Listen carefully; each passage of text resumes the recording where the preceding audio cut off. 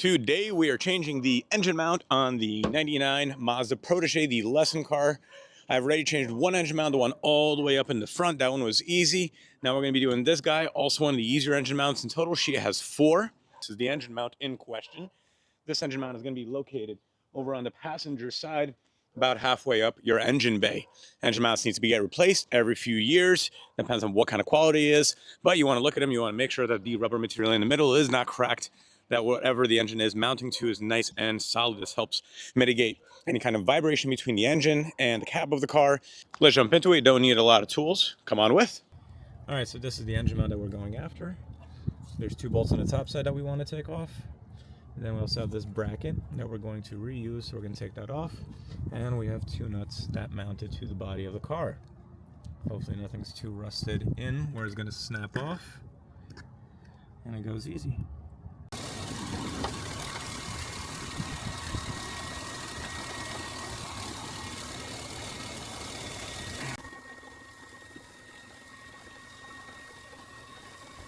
They're cooking when you see smoke. Because heat makes metal expand.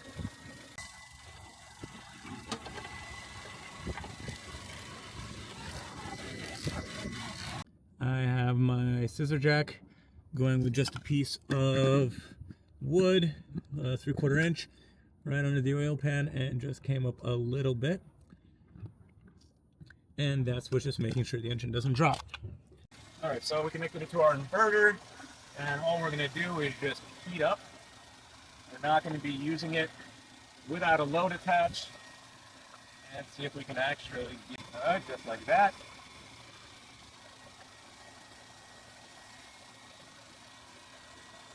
Okay, again, you want to find the one that's going to be the right diameter. You get it on there. I already have it hooked up to my inverter. I can hear it going. I get it right over the bolts. Try to make sure it's not touching anything plastic. Then you just hit the red button. You want to hold it there 3 to 6 seconds. You'll see smoke sometimes, and you don't want to hold it on long enough that it's going to start turning red.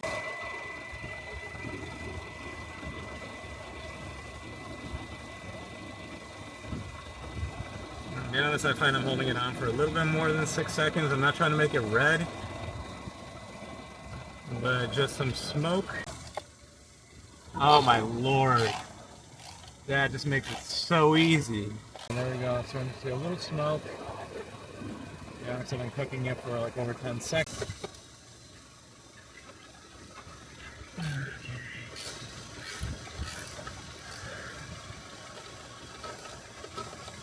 All right, success. Could you give me back my socket? I prefer that they would have came out consensually and willingly, but there was too much resistance. I felt I was about to break those nuts free. So I got out my magnetic induction heater. First time using this, and I absolutely freaking love it. I connected it to an inverter going right from the battery. I just ended up cooking each nut for about 10 seconds. For me personally, my rule of thumb was once I saw it smoke. And then afterwards, even just with a hand wrench, I didn't want to use the impactor. They just come right off. So I have all of them broken free. I'm going to turn the engine off, disconnect the inverter, and now just wrench that guy free and get on to hopefully the easy part of this. That's it. All right, now that I took them off, I didn't see this on the other video I watched, but there's some like kind of rubber stopper here that mounts on top. Save this. You're not going to get this with your new engine mount. Not sure what this is for. Figure that mystery out, or if somebody knows, feel free to tell me. Here we can already see it's starting to dance around. So this is another bracket that we want to be saving.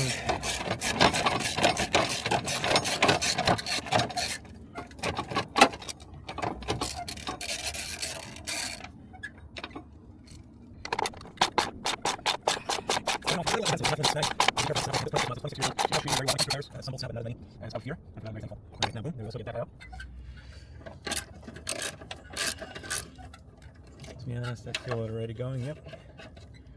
So we're just going to take it out by hand.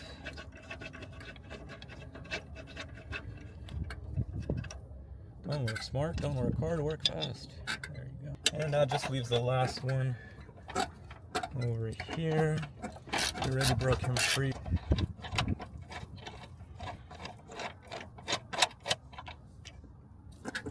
Alright, now in theory, if I lift it out, it should just come out. We're going to just have to negotiate a little bit with the exit. But there goes our old engine mount, and this is what we were looking at. This giant crack coming along it. And to be honest, it doesn't look horrendous. But if we're ready here, we're doing this. So new engine mount is going in anyway. All right, so old engine mount, rusty, crusty, cracks, new engine mount. The neoprene rubber in it is solid. And yeah, the rusty parts don't really bother me because it's solid metal, but does that look better?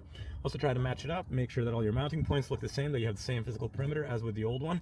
This way we wouldn't start encountering any surprises once we get into it. And we're just going to feed him in right now. We're not going to be securing anything. But let's say we're going to start off with these 2 bolts. Just going to thread them in there by hand. Alright, so if your socket does ever get stuck, especially when you have rusty bolts, afterwards just get the extension on there and just wiggle it side to side, and you should see that should jam it off. Happens all too often. Alright, now we have those 2 already fed on. Haven't really torqued them down yet. I'm going to just drive them in a little bit closer. Good. And now going to position these 2. Now you have this bracket that goes on here with a rubber stopper. What also it does, it gives you a wider area for where you put your nut on. So this way. And the nut was a 17 millimeter. So we have 17 millimeter on top and 14 millimeters otherwise. If you do want to take off your hoses, those were all 10 millimeter. But we should have this done soon. Now that we have the new one in there, we just want to tighten everything down. Oh yes, there are those lovely noises.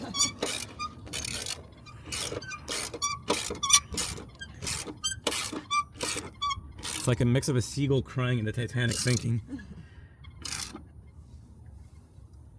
Alright, boom. Torque specs, I do not have. I recommend tight because this is your engine you're mounting. And not enough that you can't get it off the next time around. Alright, those 2 guys are in there. That only leaves this bracket. And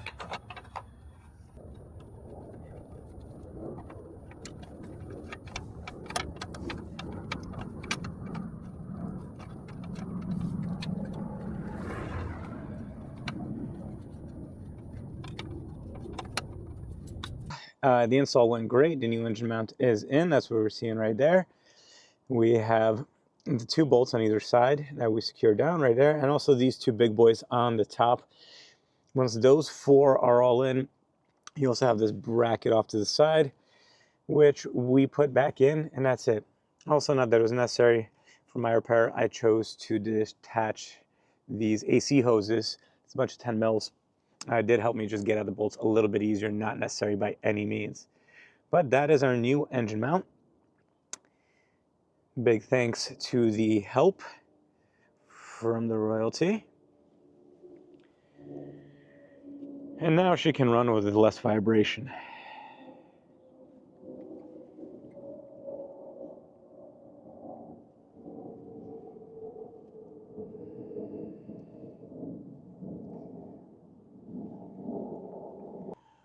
All right, that was it for the engine mount job. So old engine mount was out. Once the old one went out, putting the new one in was easy. I had a little bit of help, so thank you to the royalty. Once you do have the new engine mount in, there's only one thing left to do: to take the car for a test drive. Take it out, look that it feels right, look that you're not feeling any excess vibration, because right, that's what we want to lessen. The Mazda feels great. I've already had a few lessons on her. I felt a little bit of a reduction in vibration. It's not day and night, but for me, someone who spends hours on end teaching other people on how not to stall the car, ride the clutch and stuff like that, small things like that really do add up, and they help me get a better read on what my students are doing. Anyway, I hope you found this video helpful. If you're watching this, good on you for keeping at least a 26-year-old car, although if you see this after, it'll even be older, for keeping an old used car alive and kicking butt. Don't be scared of a used car. It can take you far. See you on the road, guys.